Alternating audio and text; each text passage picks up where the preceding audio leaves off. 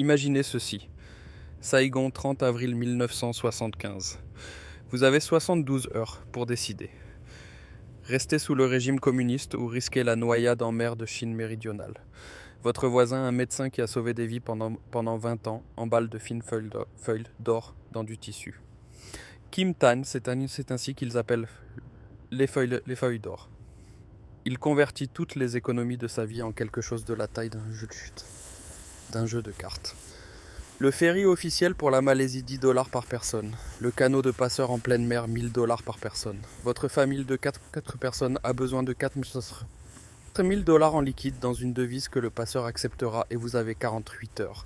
Le médecin avec les feuilles d'or, il monte sur le bateau. La famille avec ses économies sur un compte bancaire à Saigon attend toujours. 1 500 000 Vietnamiens ont fui par la mer de Chine méridionale en utilisant exactement ce protocole. Ce n'est pas de la fiction. C'était une stratégie de survie documentée lors de l'une des plus grandes crises de réfugiés du XXe siècle. Laissez-moi vous dire ce que personne n'ose dire tout haut sur les métaux précieux. L'or ne sert pas à acheter du pain pendant l'effondrement. Il ne sert pas à échanger des cigarettes au point de contrôle. Il sert au moment où les frontières ferment, où les institutions échouent et où vous devez déplacer votre famille au-delà d'une frontière internationale avec vos économies accumulées intactes. L'autopsie est terminée. La cause du décès est toujours la même et les survivants possédaient tous la même police d'assurance. Les Boat People vietnamiens ont mis au point l'un des systèmes d'évasion les plus sophistiqués de l'histoire moderne et il est centré sur le Kim Tan, des feuilles d'or pures extraordinairement fines pressées en piles et emballées pour minimiser le volume. Voici le génie de la chose. Un lingot d'or de 1 once vaut 4 300 $ au prix actuel. Cela représente 31 grammes remarquables, reconnaissables, immédiatement identifiables par tout garde-frontière effectuant des fouilles. Les feuilles d'or, en revanche, pouvaient être empilées finement enveloppées dans du tissu aplati, empaquées pas plus grand qu'un jeu de cartes à jouer. Lors des fouilles, elles pourraient être confondues avec du papier d'aluminium par des agents effectuant des inspections sommaires. Une famille de réfugiés vietnamiens pouvait transporter des milliers de dollars de valeur dans un paquet, ne pesant pratiquement rien. Lorsqu'un garde découvre ce qui semble être de fines feuilles de métal, l'évaluation immédiate peut être que l'objet manque de valeur significative. La découverte d'un lingot d'or reconnaissable déclenche une confiscation immédiate. Mais voici la révélation qui change tout. Ces familles n'ont pas accumulé d'or pour le dépenser pendant la crise. Elles l'ont accumulé pour franchir les frontières pendant la crise et reconstruire après la fin de la crise. Vienne 1938. Vous êtes un banquier juif regardant l'Anschluss se dérouler. Vous avez un certificat de dépôt d'une valeur de 50 000 Reichsmarks. Votre collègue a 3 diamants cousus dans la doublure de son manteau. Devinez lequel d'entre vous arrive en Suisse. Le cas le plus largement documenté concerne Oskar Schindler, corrompant des officiers SS avec des marchandises du marché noir, de la nourriture et des diamants pour obtenir la libération de centaines de travailleurs juifs des camps de concentration. Ces pots de vin de Théo ont fonctionné car les diamants et l'or conservaient leur pouvoir d'achat même alors que le système nazi était engagé dans un génocide systématique. L'élément critique, ces pots de vin ne pouvaient pas être refusés par les responsables nazis car ils représentaient une valeur réelle pouvant être convertie en monnaie ou consommée directement. Une personne détenant un certificat de dépôt d'une banque de Vienne ne pouvait pas utiliser ce document pour corrompre un garde-frontière. Le document était soit sans valeur, soit pouvait être utilisé pour identifier le détenteur comme une cible. Même schéma, même étape, même résultat. Les actifs papier qui dépendent d'une validation institutionnelle s'évaporent lorsque ces institutions deviennent votre ennemi. Les actifs tangibles qui ne nécessitent aucune autorité externe conservent leur valeur parce que leurs propriétés physiques, leur composition élémentaire, leur densité et leur rareté sont universellement reconnues. Examinons de manière médico-légale ce que coûte réellement un passage sûr dans les zones de conflit contemporaines. Syrie 2015 à 2016. 1 million de Syriens ont atteint la Grèce en 18 mois. La structure des prix était remarquablement cohérente. Les passeurs demandaient environ 1 000 € par personne pour une place dans un canot afin de traverser de la Turquie vers la Grèce. Le billet de ferry légitime était de 10 €, une majoration de 10 000% en convertissant un voyage légal en un voyage illégal géré par des réseaux criminels. Une famille syrienne de 4 personnes avait besoin de 4 000 € des mois ou des années d'économie, simplement pour assurer la traversée vers la Grèce. Crucialement, ce prix était libellé en euros ou en dollars américains. Les familles devaient convertir la monnaie syrienne locale en devises étrangères que les passeurs accepteraient. Ukraine, 24 février 2022. Les chars russes ont franchi la frontière à l'aube. 50 000 personnes ont fui dans les premières 48 heures. Les banques sont suspendues, les transferts électroniques. Les distributeurs automatiques se sont vidés en quelques heures. Vous avez 20 000 $ sur votre compte. Sur le papier, vous les avez. En pratique, vous n'avez rien. Un réfugié ukrainien s'est échappé avec du bitcoin sur une clé USB et une phrase de récupération écrite. Il en a vendu à des personnes qu'il connaissait personnellement contre de l'argent liquide, obtenant l'équivalent de 600 $ en zlotis polonais. Le bitcoin a fonctionné pour exactement un réfugié documenté. Voici ce qui brise entièrement le modèle pour les actifs numériques. Le bitcoin nécessite une connectivité Internet pour vérifier la blockchain de l'électricité pour alimenter les appareils, un accès aux plateformes d'échange de crypto-monnaies et une familiarité avec les procédures de sécurité numérique. L'or ne nécessite rien de tout cela. Un réfugié avec de l'or peut entrer dans n'importe quel pays, quel que soit son niveau de développement économique, et l'or conservera sa valeur et sa convertibilité. L'or peut être échangé dans les pays les plus riches, dotés de systèmes bancaires sophistiqués, et il peut être échangé dans les pays les plus pauvres, ne disposant que de marchés monétaires informels, car l'or est universellement reconnu. Le détail le plus révélateur dans le cas du bitcoin ukrainien, le réfugié n'a pas continué à vivre en Pologne en tant que détenteur de bitcoin. Il a converti son bitcoin en monnaie fiduciaire aussi rapidement que possible. Même dans les circonstances les plus favorables pour les crypto-monnaies, un réfugié technophile venant d'un pays doté d'une infrastructure de crypto-monnaies fonctionnelle, les actifs numériques sont traités comme une étape intermédiaire pour obtenir de la monnaie forte pouvant être dépensée pour la nourriture, le logement et le passage. Le Venezuela fournit le cas témoin. Lorsque le bolivar s'est effondré de 6,3 par dollar américain en 2013 à plus de 3 000 par dollar en 2016, l'inflation a atteint 4 000 % pour la seule année, 2017.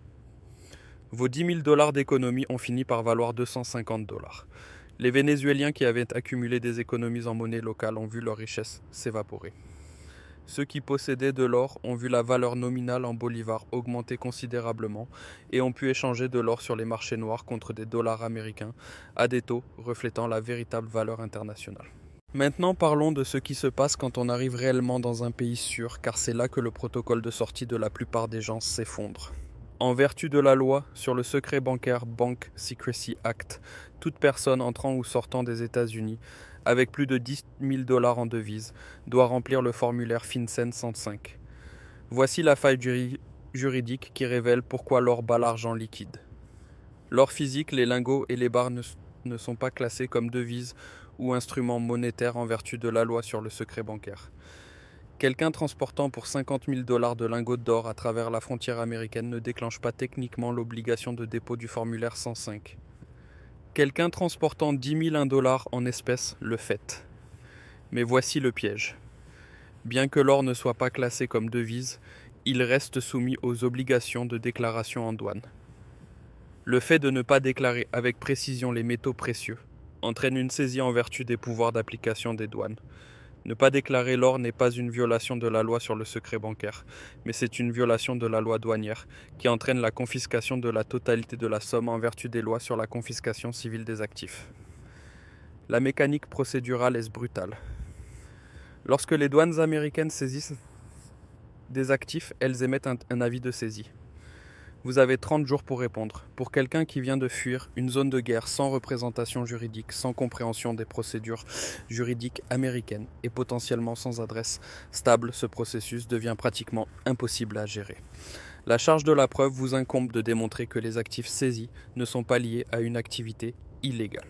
Pour quelqu'un fuyant une zone de conflit, avec de l'or accumulé au fil de décennies de travail et d'épargne, prouver une source légitime sans accès au relevé bancaire ou à la documentation devient extrêmement difficile. Restez avec moi sur ce point car c'est là que la théorie rencontre la réalité du terrain et que la stratégie de la plupart des gens s'effondre. Un lingot d'or de 1 once représente 4 340 $ au prix actuel du marché. Pour un réfugié tentant de corrompre un garde-frontière pour un passage, coûtant 300 $. À 500 $, offrir un lingot entier d'1 once représente un surpaiement massif nécessitant des négociations complexes sur la monnaie à rendre. De plus, un lingot d'1 once ne peut pas être simplement fractionné sans équipement spécialisé. Si vous offrez un lingot d'une valeur de 4 300 $ pour un passage coûtant 300 $, vous n'avez aucun moyen pratique d'accéder aux 4 000 $ restants sans trouver un bijoutier pour le fondre et le diviser, ce qui est peu probable à un poste frontière. La dénomination optimale est le lingot fractionné, spécifiquement les lingots de 1 g, 5 g et 10 g.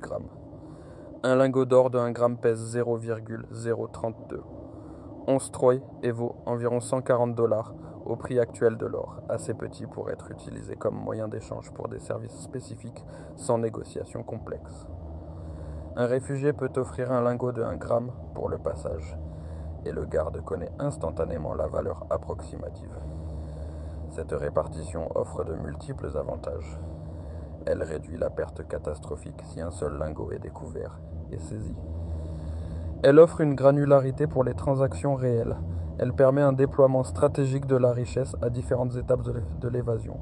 Vous utilisez des lingots de 1 g pour le carburant et les guides dans les premières étapes des lingots de 5 g ou 10 g pour les passeurs et des lingots plus gros pour les transactions finales dans le pays de destination. Voici ce que les données nous crient sur les raisons pour lesquelles les métaux durs fonctionnent lorsque l'autorité s'effondre. L'or représente une valeur qui ne nécessite aucune explication, aucune justification et aucun recours à des autorités externes pour validation. Lorsqu'un garde-frontière rencontre quelqu'un offrant une pièce d'or, il reconnaît instantanément une valeur authentique sans avoir besoin de vérifier par un mécanisme institutionnel quelconque.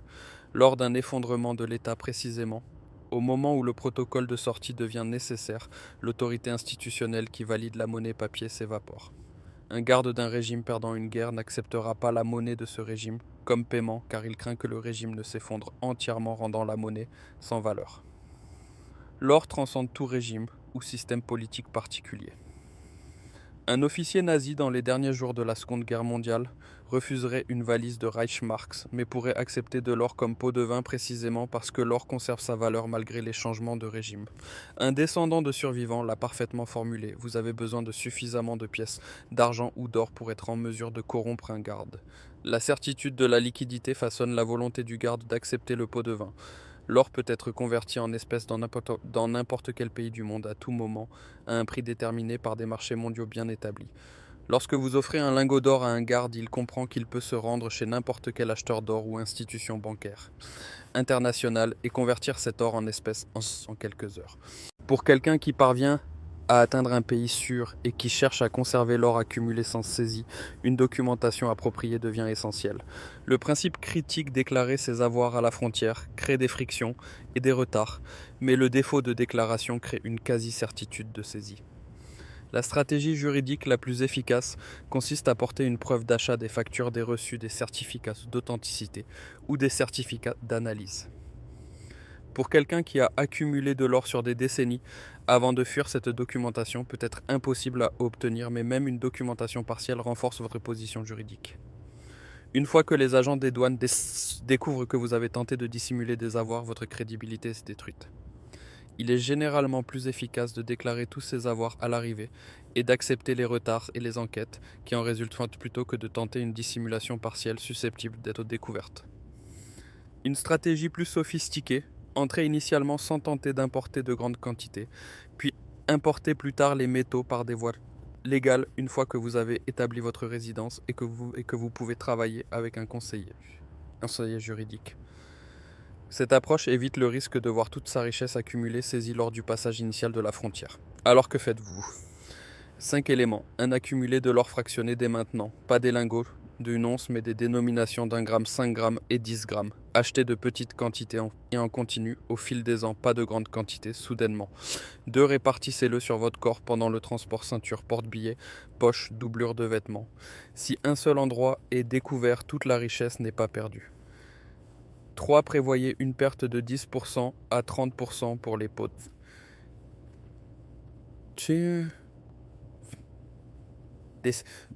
les saisies et les vols. Accumulez plus que ce que vous prévoyez d'avoir besoin. 4. Déclarez tous vos avoirs à la frontière du pays de destination.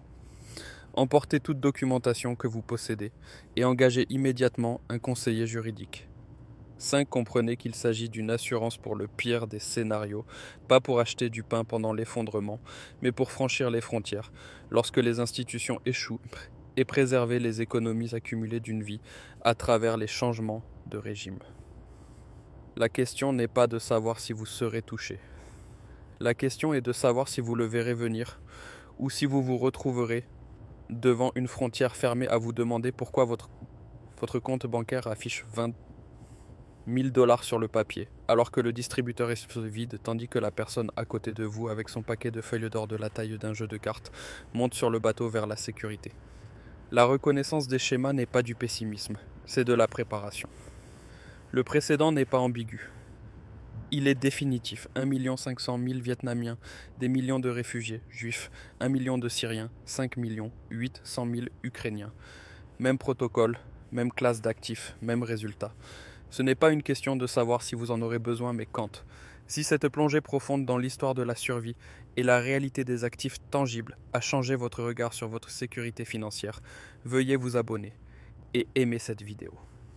Nous nous consacrons à découvrir les schémas historiques que d'autres tentent d'ignorer. Préparez votre avenir en apprenant du passé. Notre prochaine enquête sur les stratégies des survivants sera publiée prochainement.